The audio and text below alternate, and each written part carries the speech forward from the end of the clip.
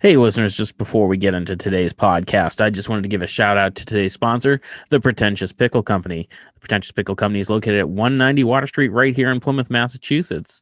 If you are a pickled fan, you can find everything under the sun here that has been pickled, whether it be obviously pickled cucumbers, but they do cauliflower, green beans, carrots, onions, okra, Brussels sprouts, eggs, anything that you can pickle, they do pickle.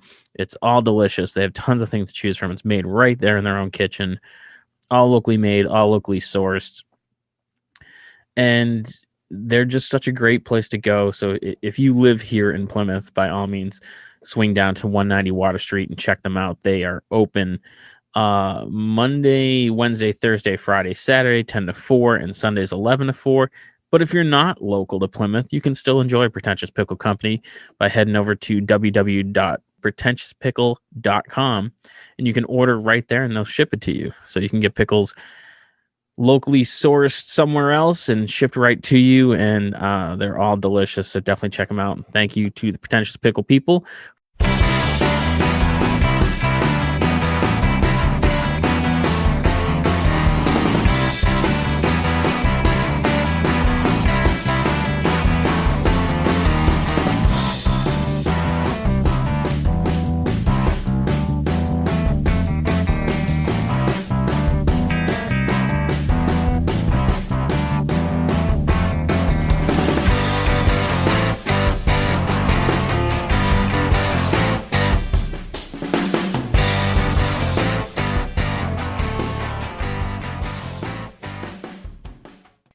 All right, hurry up with this stupid meeting. I'm getting insulted already.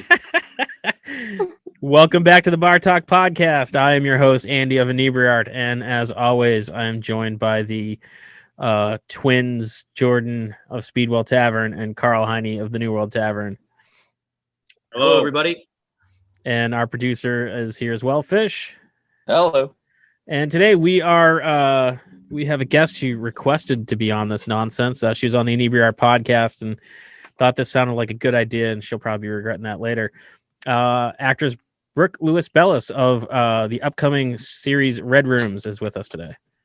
Hey guys, thank you so much for having me. Yes, Andy, we had such a great conversation last time I came to visit you, virtually, and we started talking about our favorite spirits and alcohol. You told me about the show. I'm like, yes, I want to be on, because how much more fun could I be having this Philly, Jersey, New York chick originally in Hollywood, craving to come back east and hang with my real people. And what better than hanging with you boys in Boston or outside of Boston, wherever you are, just my real people. I'm so excited and ready to bar talk.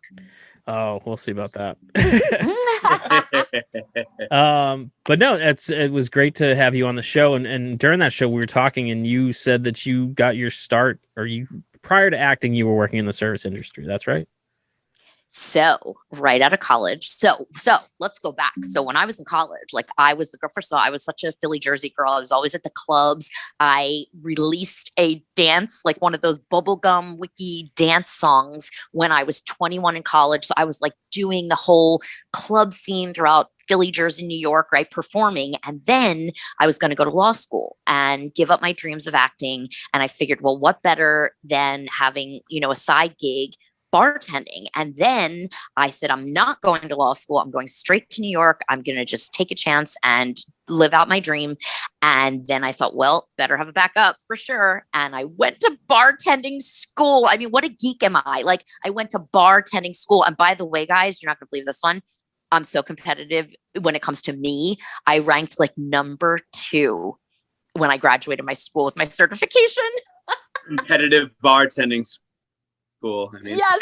The first guy that was number 1, oh my God, he was a speed racer of bartenders. And I couldn't even, there was no way I could catch up to him, but I came in number 2. And there was more than 2 people in the class? Oh yeah. I think there were about 20 in our class. Yeah. That was hardcore. That was a big accomplishment. I'm still very proud. I didn't know they ranked. Let's be honest. That guy probably just joined the class so he could be the best at something. You know what I mean? He probably already bartended for 20 years and then joined the class. It's so true. Yeah, yes. 100%. So that's so funny. Brooke, what is it about bartending that, I mean, I feel like so many people use it as kind of like their side hustle or second gig or, while they go to school. Like, what do you think it is about bartending that has that appeal?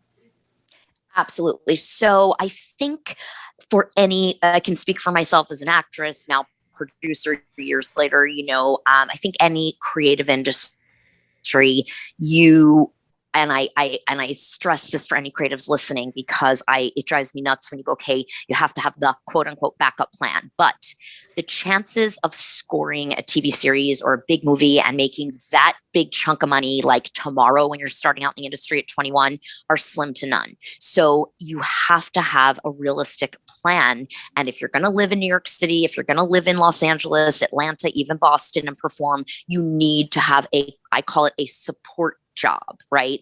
So, and now all these years later, yes, side hustle. So I think it's about being able to keep your days free. And that's why so many actors and creatives and directors go into the service industry because you can work at night. And I used to bartend in Philly right out of college at a Italian restaurant in South Philly, which was amazing. And so I could work a couple nights a week, make a decent amount of money, and be able to take the train right up to New York City, and audition during the day and then get back in time sometimes for my shift. So that's what we do. We gravitated toward that. The funny thing is, real quickly, and I was really great at bartending, and I certainly had the personality for it, although we can all discuss, because no wonder I'm now also a board certified life coach, because I feel like being a bartender is the same thing as being like a life coach and a therapist, right? Which we'll talk about. But to finally move it on, when I went to New York, I applied for a bartending job at the Hard Rock Cafe. And we're going back, 20 years. And they had no positions because it was the Hard Rock Cafe, which was cool as hell back then, in New York City. So they said, but we can give you a hostessing position. So I took it because I needed to have a flexible schedule. And then shortly after, I was incredibly blessed. I auditioned 6 times, mind you, for producers for Tony and Tina's Wedding off Broadway, booked it, the equity contract, and my career sort of just took off from there. But I am to this day so grateful for the service business, and I have such a mad respect for it. And I want to stress that over and over again, because let me tell you something. There is no harder job, and not just physically, not just mentally, not just the crazy late hours most of the time. And I want to give all you guys props in the bar and restaurant business, but even to have to deal with personalities of customers, there is nothing more challenging. I want to acknowledge that.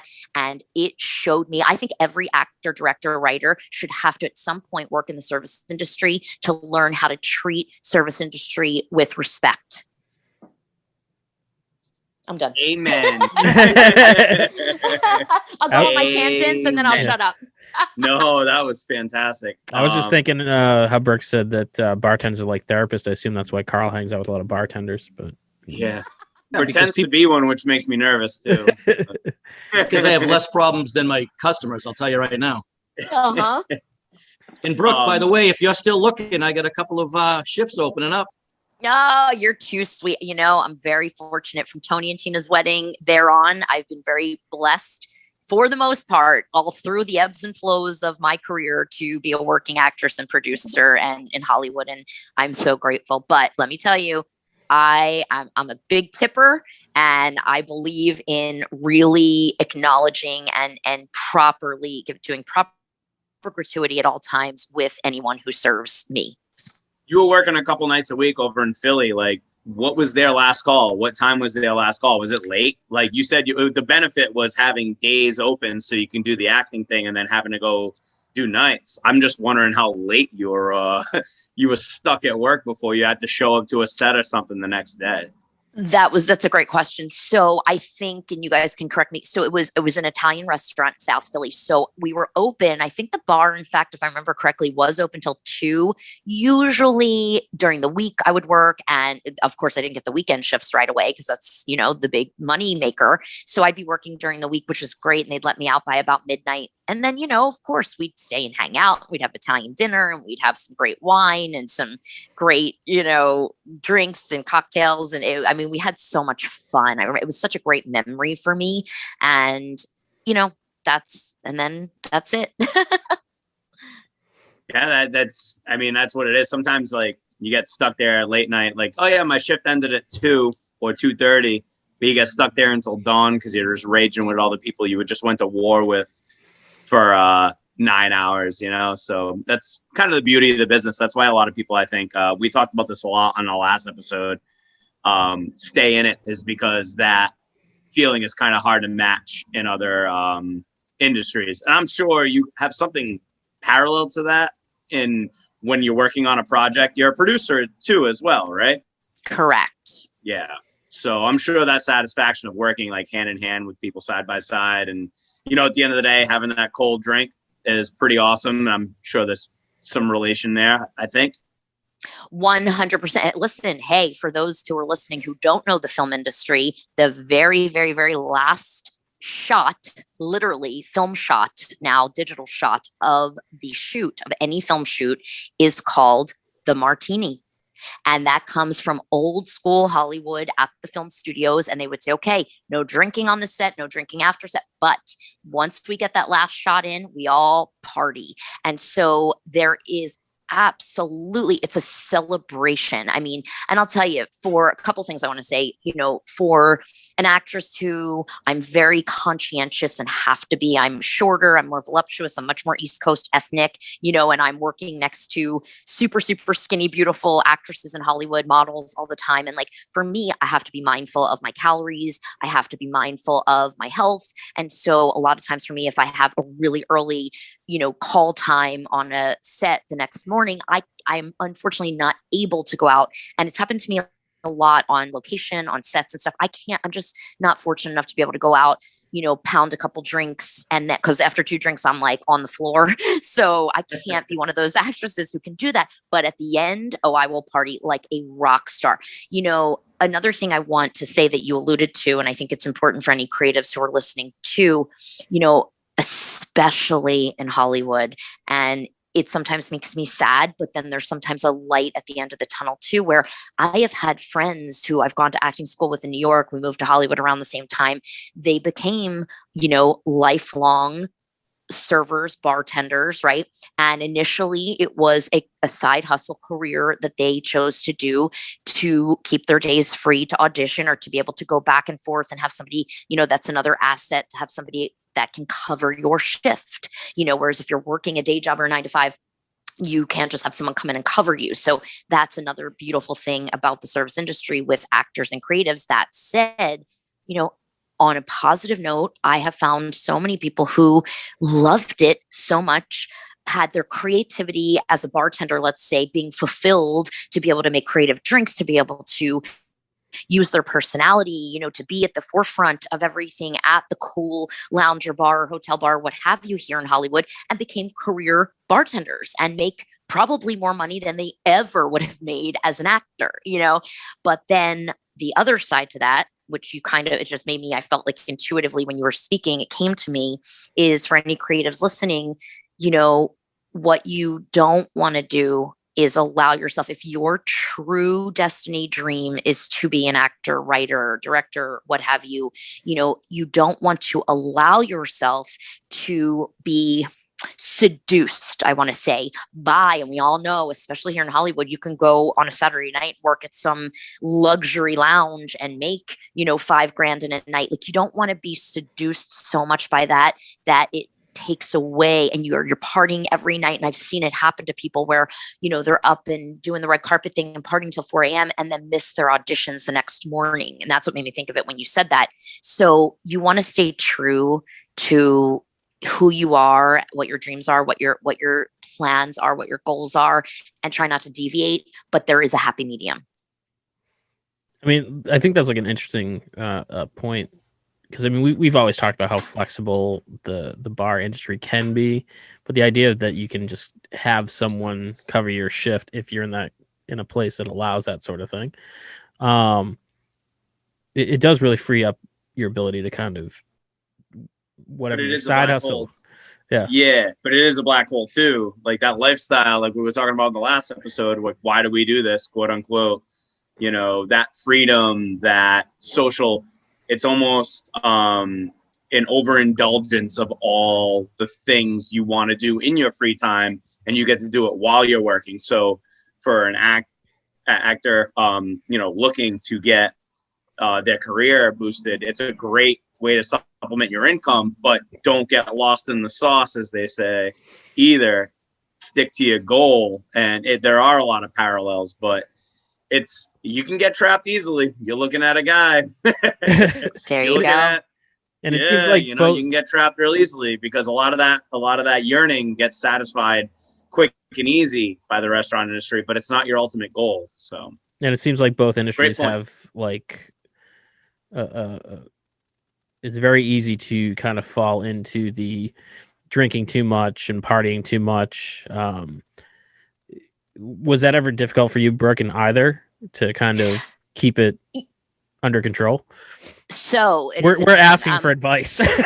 Yeah, no. Listen, I mean, because here's the thing. Let's be honest, especially between 20 years ago and now, let's talk. I mean, reality TV, all of these show, the Food Network. And listen, you're talking to a foodie. That's why I'm on the show. You're talking to someone who really genuinely, I'll be honest, I'm not a big drinker, but I mean, I drink, my husband and I will have drinks on the weekend or whatever, but I'm not like what I've had to really, and I'm going to readdress your question because I've had to be incredibly mindful of that throughout my career. That being said, this industry, restaurant, bar, sexy. It's sexy. Let's be honest, especially now. Look at all the celebrity chefs and the Food Network and this, you know what I mean? Which didn't exist 20 years ago. Now it does. It's more glorified now than it's ever been. Yeah, you're absolutely right. Right? It's a great point.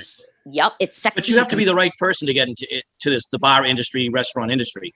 If you're not a social person, then it's not for you.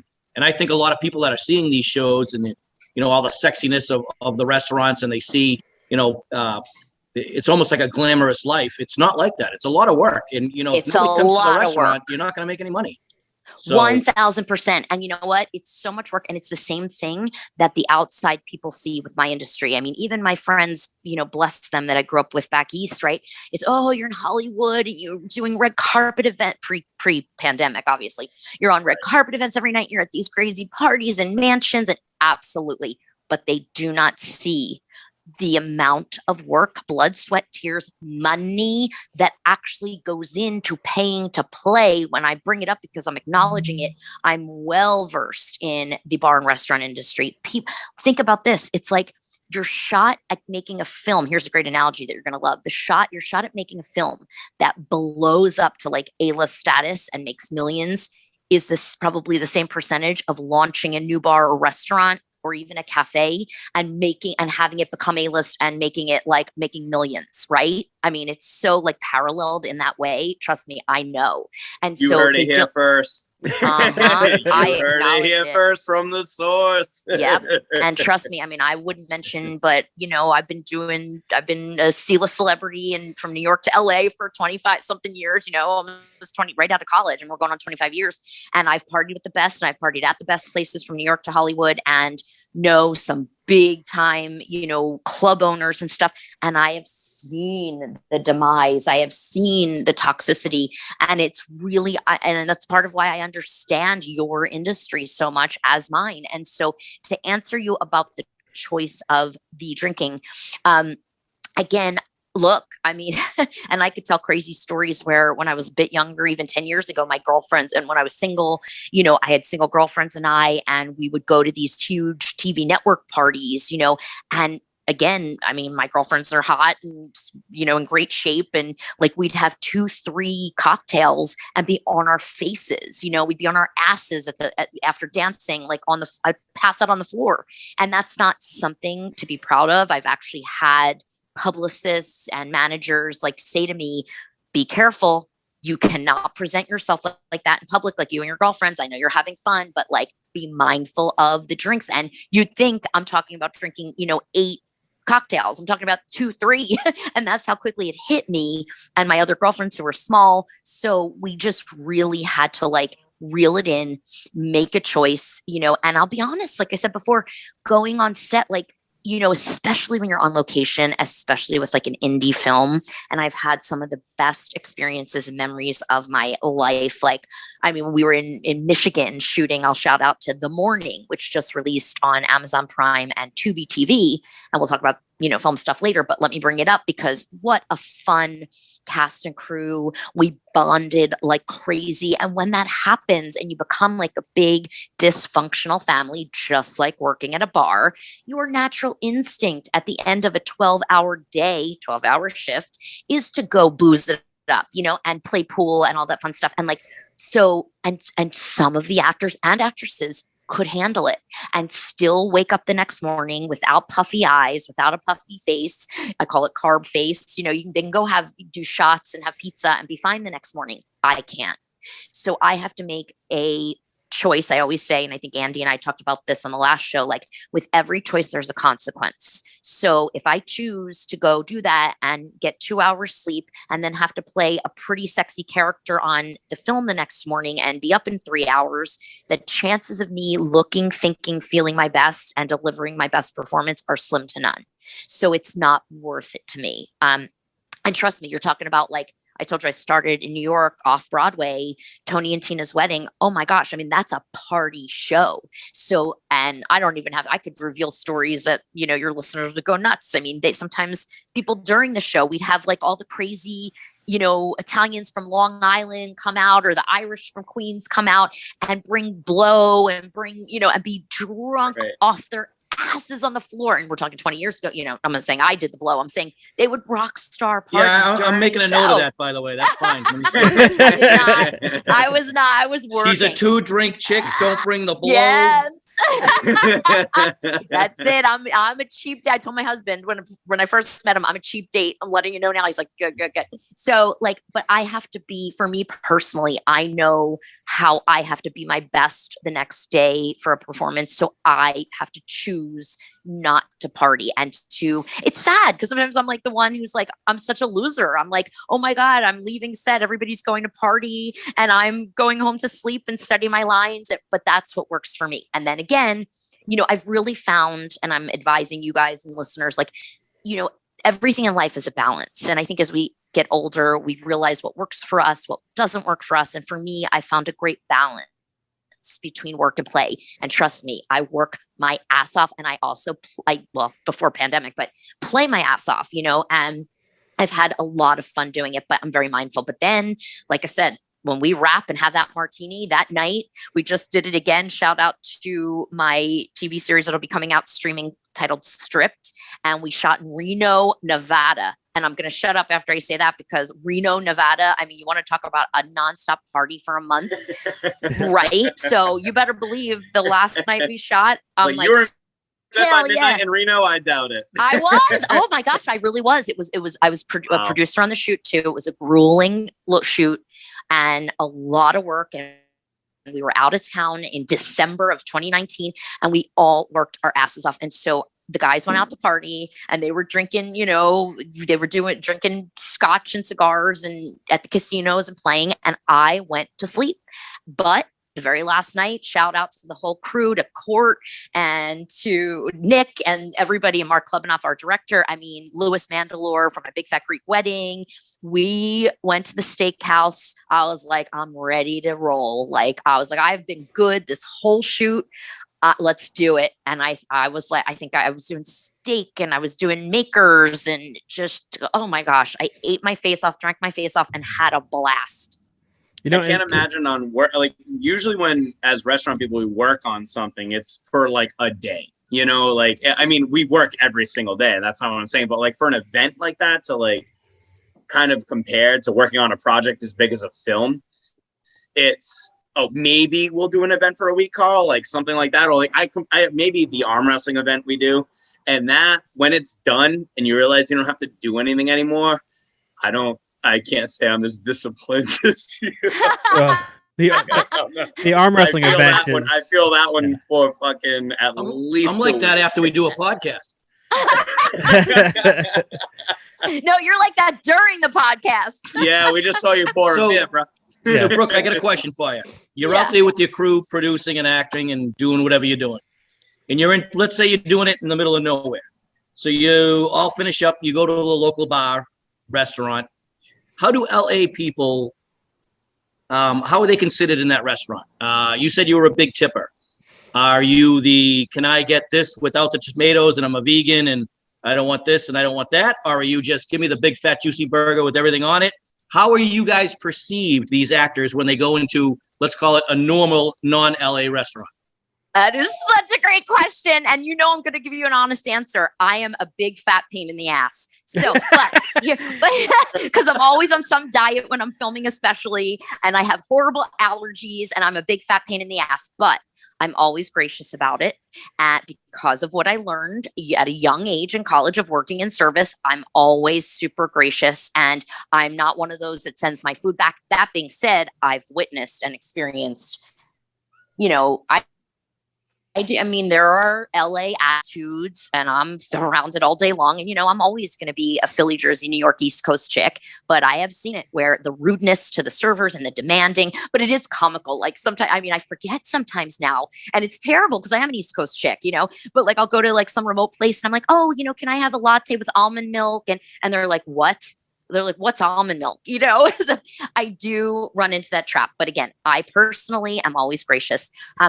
But let me say this too, and I'm going to keep like shouting out to past projects of mine. Another incredible memory, and speaking of a smallish town, was I shot in the summer of 2009. I was one of the lead actresses and one of the co-producers on Slime City Massacre, which is a cult classic sequel to a 1988 classic in horror, horror sci-fi action, which is Slime City. So Greg Lamberson, our incredible director, and now my dear friend. Hold on 1 second, Andy. Are you writing this down? Because I'm going to watch these shows after this. Yeah, I'll send you links, Carl. Yeah, I don't know what that means, but just write it down. Yes. Also, and there are a lot of stuff is now streaming on Amazon Prime. I can tell you all that in Tubi TV for free and stuff like that. So Slime City was a cult classic in the 80s, and then they made Slime City Massacre in 2009. So they flew me out to Buffalo, New York. So Buffalo, I'd never been. Now I've been many, many times. I'm like an honorary Buffalonian. So we go to Buffalo, and like to me, I'm a Manhattan girl. Like I don't know, So we're in Buffalo, which is a smaller town. But let me tell you something. And it's funny in some ways. I would compare it to like Boston or Philly, but smaller. But like total pride in sports teams, total pride in their city, total pride in their bars and restaurants. And so I bring it up because we were there for a month. And Greg Lamberson is a local. So, and he's just a really wonderful and well-known filmmaker there in this smaller city. So all the bars and restaurants, he put the word out via email. This is 2009. I think we had just started like some of the social media stuff, and he put the word out in the local, whatever it was, paper, whatever, about Hollywood actors coming to film Slime City Massacre. We're on a low budget, like we could so use any help with catering, craft service, donations, and hosting the Hollywood actors for dinner, whatever. Well, I bring it up because I've done a lot of on location small town shoots. This is probably one of the most memorable. They stepped up. I'm telling you, they treated us like we were A-list celebrities.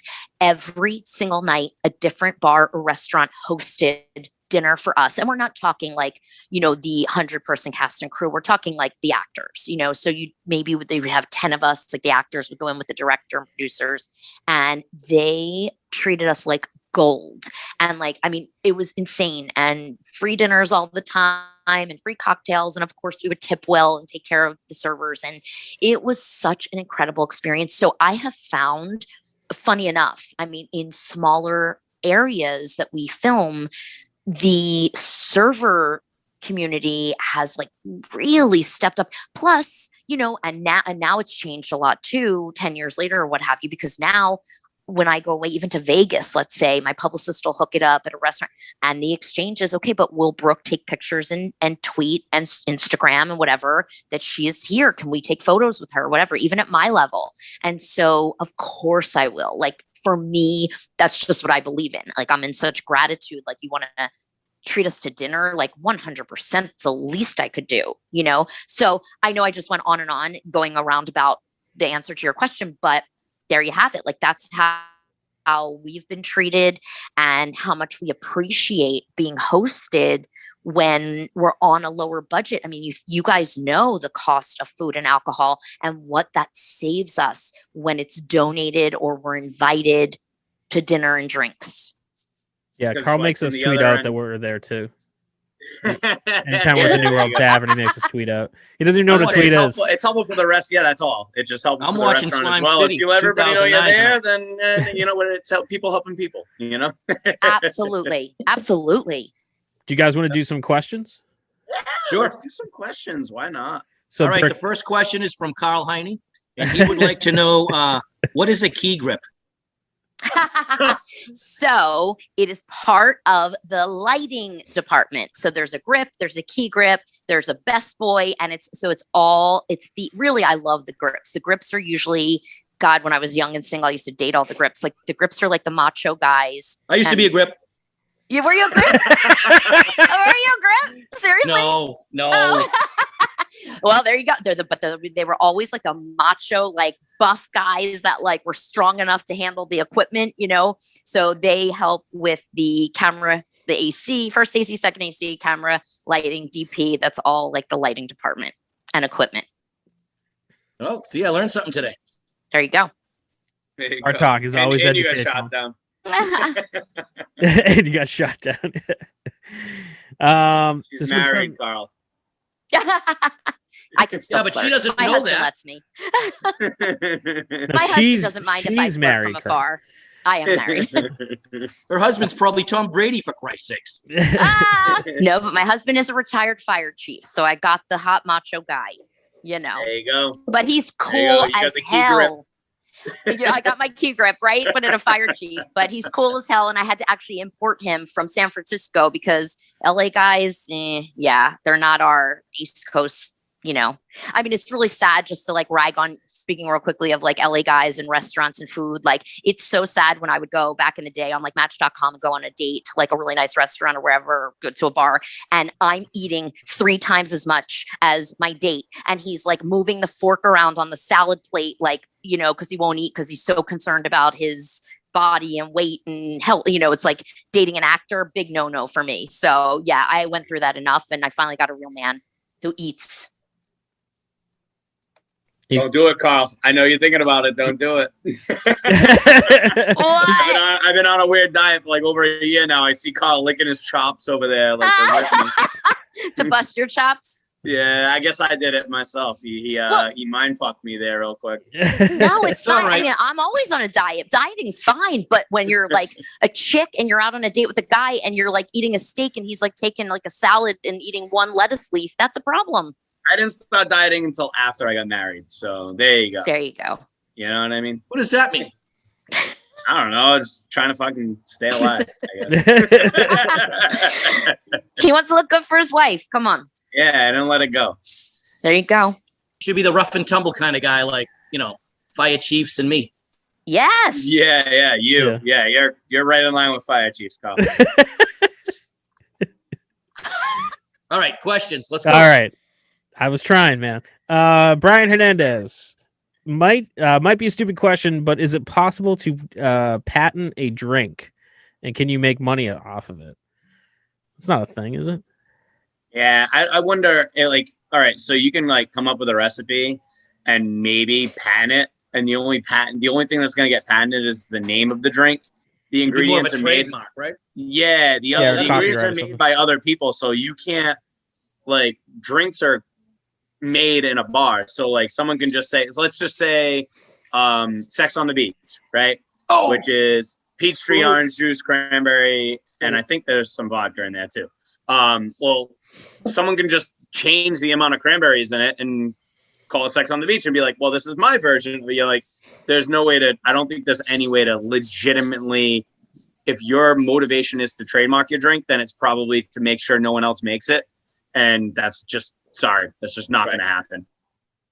Yeah, I don't even know how like you would track, you know, how would you track people making it? Right. Exactly. It's like you're focusing on the wrong thing. Just let people enjoy your drink, and if someone else wants to rip it off, make sure everybody knows they did it. Brooke, did you have a patented drink when you attended bar? That's so funny. No, but I can interject. No, but you know what? For all the listeners, I've been wanting to like create. I want to like legit create a Ms. Vampy cocktail at some point, like to go around for Halloween. But I can tell you this: someone who does know business and who knows film and who knows a lot of LLC stuff, etc. You cannot patent an idea or a title. Like you can't just patent that drink title. That doesn't happen. You have to you can patent your own brand, but so what would be in the Miss Vampy though? I'm very curious because I own a bar and let's do it. That would be fun. And then we can do like a video, like taste test or whatever next Halloween. So you tell me. You at the I'm New open. World Tavern making the drink. That's what we're going to video when you come up. Oh, now competing. so that Brooke, would be fun. Brooke, just so you know, their bars are basically across the street from one another. We are across the street. So I can run back and forth. The problem is we spend more time in each other's bars than we do in our own. That's right. That's That's not a problem because the other person's treating you to not paying for it. That would be so fun. And Ms. Vampy could run back and forth in her high heels at like Halloween season. We'll have to talk about that one year. We're in. That would be great. Okay. Yeah. So what would I have? So I'm a professed tequila girl. So I'm very much like, again, with allergies, I've learned to drink like very pure. Like I'm not a beer person. Sorry, I'm allergic to most yeast stuff, whatever. My husband loves beer, but I am a tequila girl through and through. I love my tequila. I love to taste my liquor. You know, I like vodka. I do a lot of martinis, extra dry. But tequila, I think it would have to be like tequila, like maybe a Bloody Maria, but maybe something more fun. I'd be totally open. It would just have to be, she loves red. Ms. Vampy loves red. She loves everything red. So as long as it's red, whether it's red juice or tomato juice, I think she'd love it. But she does love her Bloody Marias. So if Jordan at Speedwell and Carl at the New World Tavern make our own Vampy drinks, you could judge and say who's going to make the best one? Yeah. All right. That sounds yes. Yes. Ms. We should Zoom every day. Judge. You're nervous. I'm nervous. The guy that's been bartending for 6 months is challenging the guy that's been bartending for 20 years. I'm so nervous. So if that's going to be the case, it has to be literally Carl and Jordan that make the drink. Not like Carl loses the bet and Ten's bar. Yeah, no, that's true. That's true. Like, but you legit honestly, have to. That was just because of bad planning on our part. Like, I know, but I like to give Carl shit. So. But no one would have got drunk that night if it was me and Carl behind the bar. You guys keep talking right now because I'm thinking about the drink. Oh, I love it. And if I get to ever come back to Boston for a premiere, which I haven't been back in years, but like we would totally set something like that up. That would be so fun. Super fun. I have a question. So besides beer, like what are some of your favorite drinks, guys? Like I'm such a tequila girl. I love bourbon. Like, I mean, you take me down to NOLA, give me some good, real authentic bourbon. And I am so happy. I love old fashions. Yeah, yes. You took mine. I'm a Sazerac guy. And it's Carl's fault. I drink Sazerac. Even I was joking about my diet earlier, and I couldn't have a Sazerac for like 6 months if I wanted to lose the weight I wanted to lose. And then as soon as I hit my target weight, first thing I fucking drank was Sazerac. You had to be on your face because that's strong as hell. No, it's just bourbon. I mean, the strongest thing in it is bourbon, right? I mean, I guess absinthe. And he wasn't not drinking. I was drinking. I was Never mind. But I wasn't drinking. Brooke, I got a feeling your diets and our diets are way different. Come on, all the clears are very safe. You can do tequila, right? But I'm not a hard liquor drinker. Give me the mud. Yeah, I'm not a hard liquor drinker. I'm more of a beer drinker because I'm a gulper, and if I gulp those. Liar. All right, I like the girly drinks, man. He's a There's liar. nothing better than a nice Caribbean kind of drink with an umbrella, maybe a lot of fruit. Yeah. Carl's a rum punch, like coconut, how pineapple, many baby. umbrellas and cherries can you fit in this fucking thing? Ew. That's Carl. Ew. It's too much sugar. He's just trying to impress you. I would throw up on you. That's so sweet. I can't do the sweet stuff. Yeah, that's Carl. I remember Carl. I'm coconut Carl. I'm a sweet key grip fire chief. That's what I am. Who drinks apple martinis. I love it. I can't wait for him to get home and tell that to Jen. Wait, so have you guys been down to New Orleans? Like, what about a hurricane? Have you guys had a hurricane down in NOLA? I've never been down there. I think I've had a hurricane, but I've never had one in New Orleans, so I guess I've never had a hurricane. I'm the same way. Oh my God. You guys need to plan a freaking road trip. take your wives, take whoever, get the hell down to NOLA. And I mean, you talk about nobody, unless you've been to NOLA, you haven't really partied. I have to say that honestly. Well, you know, where I've been, and I didn't know anything about it until I went, and I loved it, and I'm definitely going again, is Nashville. Yeah. So much fun, right? Yeah. But did you line dance? Did they make you line dance? There was a lot of stuff going on. I'm not at liberty to say exactly what happened. Okay. So Carl definitely line dance. That's rad. They make some good girly drinks down there, though, I'll tell you. They do. But Nashville's great. Oh my gosh. So much fun. The people down there are fun. Like, I remember going to Nashville from Atlanta once years ago. I was working on something, and then my girlfriend and I had never been, and we went and we were like dancing in cages in the bars there. But then everybody else was like line dancing. It was insane. Yeah, I was in a cage. If we go, let's go to the cage place. Yeah. Yeah. That's a fun city. Next question. I was gonna say, let's do one more question. I promised Carl we'd have him out on time. All right, this was Catherine Steve. Anyone else's glassware start to get a weird funking smell from the dishwasher? If so, what do you use to get rid of it?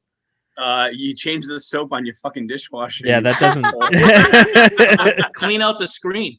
Yeah, well, what the fuck are you doing? That definitely sounds like an equipment problem, not the glass problem. Yeah, yes. Don't blame the dishwasher, bro. That's a user error. I don't know. But I know what she means. That's like I've had that. That's like, well, no, probably not with the dishwasher. Probably more. Maybe you should fire the dishwasher and get a new girl in. There you go. This one is Mike Cuman. Weirdest allergy request. See, they don't really request allergies here. They just tell us what they are and we don't give them stuff. There's always a joke that someone has like a water allergy or something like that. But I had somebody come in the other day. I had like a weird one. Now it's gluten, it's peanuts, shellfish, seafood. Yep. Yeah, shellfish is huge. But then there's no weird ones anymore. I had someone come in the other day with a poultry. I never heard that before. I've never heard that before. I've never heard that before. Yeah, that's pretty weird. I've heard, and it wasn't true because I snuck them a piece. And I got nothing, no reaction. He's the devil on the shoulder. They never moved after that, Carl. I don't know because they left right away. Yeah. They drove a weird white van, lights. Oh my god. Yeah. So Brooke, we are coming into spring here. Yes. So we've not been outside dining for months now. How's it going out there? You said it's the only thing you got going on, or they're not allowed indoor dining? No. So we were shut down completely from Thanksgiving through, I want to say, oh my gosh, they just opened at 25%. I want to say like in February. And we were shut down completely. That's how high our numbers were. It was scary. So we were done. And then they opened at 25% outdoor only. And don't quote me, I feel like just this past weekend, they opened indoor dining as well, 25%. But it's tough. I mean, to be honest, it's you guys know, like LA, and for all the listeners who don't know, I'm originally again from Philly and New York. Like it's like a lot like Boston, where it's more city-like and built up, and you can have cafes, that have proper property, or space to have like tables outside. LA is not like that. Like we don't have that. It's so spread out. We don't have that type of, city setup. Right. So I think it's been really challenging for a lot. I mean, they've put a lot of tents up. What they did, a lot of the restaurants and bars, when they did reopen, and even last summer, they put the tents up in the parking lots, which is really insane because there's nowhere to park here if you can't park in the parking lot. So they cut like the parking lots in half and put tents up and spaced people apart. And that's how they stayed afloat. I mean, it's so sad. And my heart breaks for them, for you guys. I know how hard it's been for everyone, but let's stay on a positive and say that things are looking up. And yeah, so we are just now a bit reopened, and the numbers this week for the first time have gone down a bit.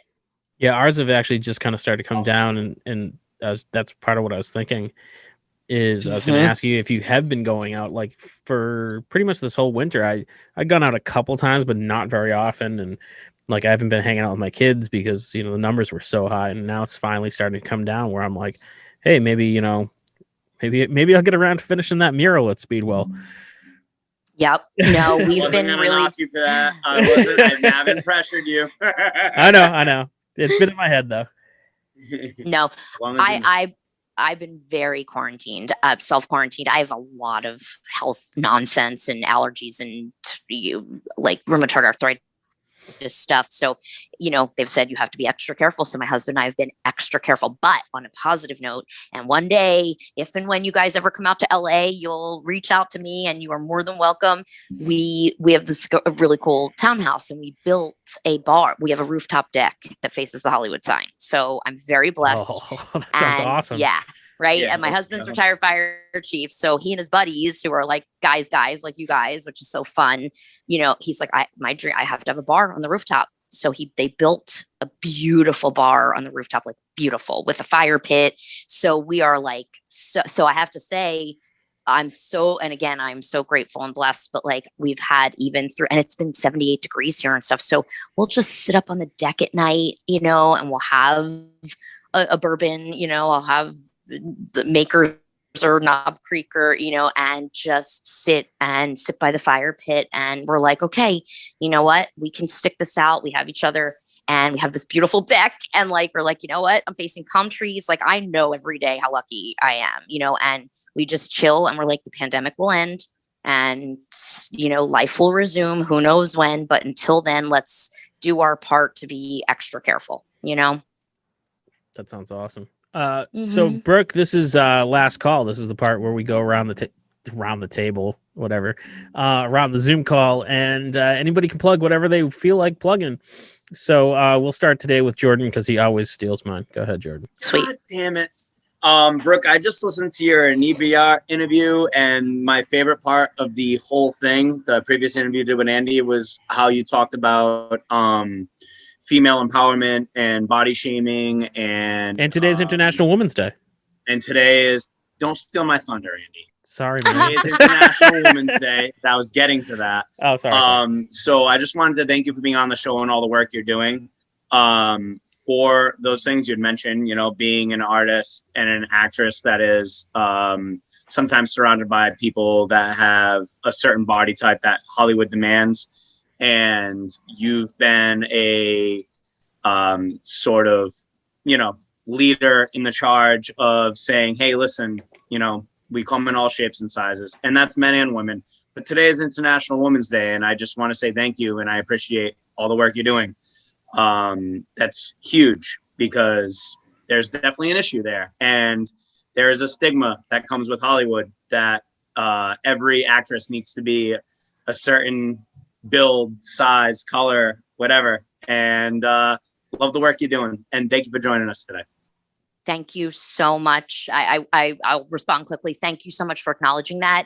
And real quickly, shout out to, and I know it's not my turn, but I want to say Breaking the Chains Foundation. I am a celebrity ambassador for this foundation, which is a foundation that cultivates inner strength through arts with people who have eating disorders and body image issues and body shaming, which I have suffered from many years as an actress, even when I'm thin.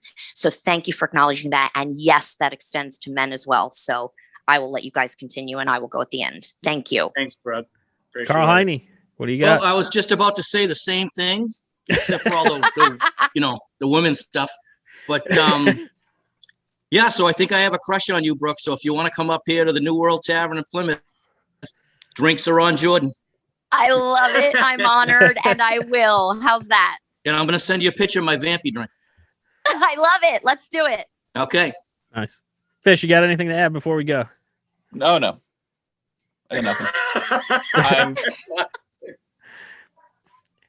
So, Brooke, I said Fish, 2 Fish words. I figured you just let it go. Fish basically just like sits here to make sure he knows what he needs to edit out whenever Carl says something horrible. Andy was using you to stall because Carl and I did just such a good job on last call. Yeah, that's kind of what it was. No. No, it's fine. That's all coming out anyway, so it's cool. But Fish has a great background on his image. I have to say that. Fish is living the sea, baby. So yeah, I just am gonna say, please get vaccinated. It's the one thing that will get all our lives back to normal. So whichever shot is your choice. We respect every shot on Bartok, but Pfizer, Moderna, J&J, whatever you can get. Let's get life back in order. Let's get these restaurants full again, and so please get vaccinated. Awesome. So let's end with Brooke Lewis Bellas, actress extraordinaire. Upcoming shows, Red Room and Stripped. Thank you for joining us as always. What would you like to plug? Thank you so much. I just want to say thank you to all you guys. Like, again, I am this Philly, Jersey, East Coast chick living in Hollywood, living the dream sometimes, but it can be challenging. And to honestly, I say this with authentic heart and soul, to be able to hang out with you guys virtually today and rhetorically spar and laugh and be real and authentic and be honest and talk about, our bodies and our diets and food and all the ups and downs in life and just be real. I want to thank you so much for having me, and to, it's just an incredible opportunity, and I miss my East Coast boys, and you've given me this shot to do it. And then on a career note, everybody's on Amazon Prime, and Tubi TV now, check out some of my films for free. The Morning with Louis Mandylor from My Big Fat Greek Wedding, Dominique Swain from Lolita, Larry Henkin from Home Alone and Breaking Bad. And you can check out Half New Year, star Drew McInerney and Jeff Dye from Last Comic Standing, and Bo Youngblood and Shanley Caswell from NCIS New Orleans. I think you guys would really have fun with that one. It's titled Half New Year. And director Tom Arash, I feel like I shout out to all my directors, and again, The Morning, Mark Klebanoff. And also you can check out, for horror fans, The Day of the Living Dead is finally on Amazon Prime and Tubi and Vudu. Thomas Churchill, and that's got James Duvall from Donnie Darko and Stephen Jeffries from Fright Night, and the list goes on and on. Natalie Victoria, beautiful actress. So there you have it for once. You could check out. Please watch if you're still hanging out at home, and everybody just spread love, support, be safe, and be in gratitude. Nice. So, Carl, you got some Amazon Prime stuff to watch there. And for our listeners, thank you for listening. You can get us on all the social medias at BarTalkCast. If you have questions or complaints, we haven't gotten a complaint in a while, Jordan. You haven't shit on anyone. And I've been shitting on so many people and no one's fucking come. Everyone's a pussy, dude. No one's coming at me. Let's go. Let's go. Let's go. If you send us fan mail, we might read it. If you send us a complaint, we're definitely going to read it. You can send it to 100%. bartalkcast@gmail.com. Make sure you check out the YouTube channel. We now have Bartok Day Drinking. The first episode is up. We are working on the second episode. It's rum drinks. It only took me 2 days to recover from that hangover. Oh, you've recovered? Mostly. I just started drinking again. So, Brooke, thank you so much again. And Brooke, thank you. Thank you, guys. Thanks for making me feel at home. International Women's Day. But hey, I love my men too, especially ones like you guys that respect women. Love to all your wives. Tell them I said hello and have me back on again. Anytime, so much, Brooke. Thank you. Thank you, guys. Be safe. Drink safe. Yes. Okay. Bye.